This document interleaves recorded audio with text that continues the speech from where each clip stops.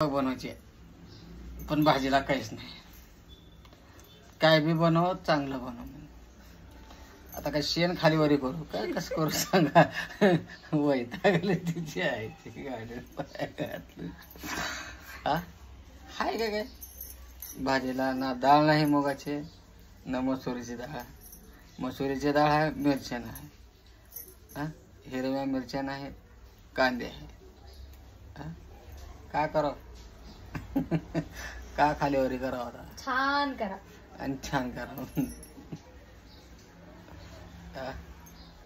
देवा कसला वनवास आणलास रे.